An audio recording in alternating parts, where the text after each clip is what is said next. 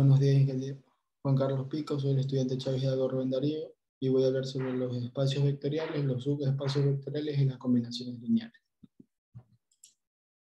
¿Qué son los espacios vectoriales? Los espacios vectoriales es un conjunto no vacío de V, de objetos llamados vectores, en el que se han definido dos operaciones, la suma del producto y un producto escalar o un número real, que están sujetas a 10 axiomas que se dan a continuación. ¿Para qué sirven los axiomas? Los axiomas deben ser válidos para que todos los vectores u, v y w en V, los escalares de alfa y beta, sean reales. Llamamos u más b más u más b a la suma de vectores en V y alfa, y al producto de un número real alfa por un vector que sea elemento del conjunto. A partir de los axiomas de espacios vectoriales pueden demostrarse estas propiedades que resultan naturales. El primero, la composición interna, que dice que si vector u y vector v son vectores de V, entonces vector u más vector v está en V. La propiedad conmutativa nos dice que si vector u y vector v son vectores de V, entonces vector u más vector v es igual a vector v más vector u. La propiedad asociativa nos dice que si un vector u y un vector v son vectores de V, entonces estos son denominados vectores nulos, tal que para cualquier vector de V o de V sea nulo más u más vector de u más 0 igual a vector nulo. Existe del elemento inverso es aditivo.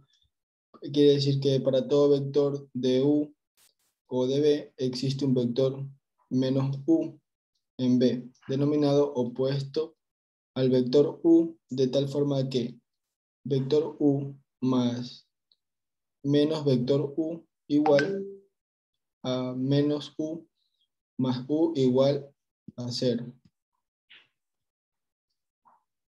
La ley de composición externa nos dice que si cualquier número real que está en vector u es cualquier vector del vector b, entonces nos queda que alfa por vector u está en B.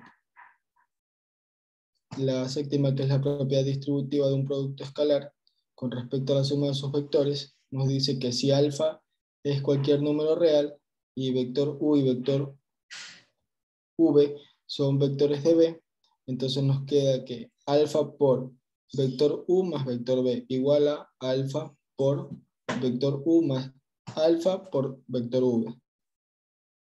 La propiedad distributiva nos dice que de un producto a escalar por un vector con respecto a la suma de sus escalares, nos queda que alfa y beta son cualquier par de escalares y u es cualquier vector. Entonces nos queda que alfa más beta por u es igual a alfa por vector u más beta por u.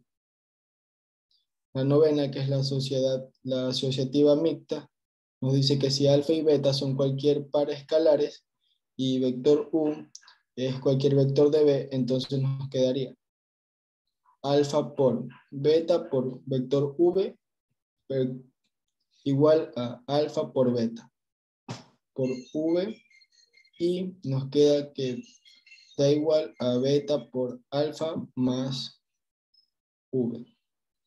La identidad, que es el décimo, nos dice que si un vector u es cualquier vector de v, entonces nos quedaría 1 por vector u igual a vector u. Los espacios vectoriales. Los subespacios vectoriales.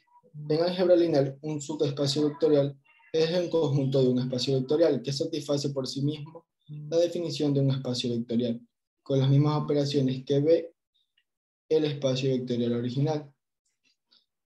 Sea V un espacio vectorial de W y un subconjunto no vacío de V, nos queda que W es un subespacio de V Y si W en sí mismo es un espacio vectorial con las mismas operaciones, esto nos da que su suma de los vectores y un producto escalar son definidas en B. Los axiomas de los subespacios vectoriales. Nos dice que si un conjunto S está vacío, S es igual a O está incluido en B, y la suma de la ley de la composición es interna, así mismo como el producto de la ley de la composición externa. Las combinaciones lineales. Una combinación lineal de dos o más vectores es el vector que se obtiene al sumar esos vectores multiplicando por escalares.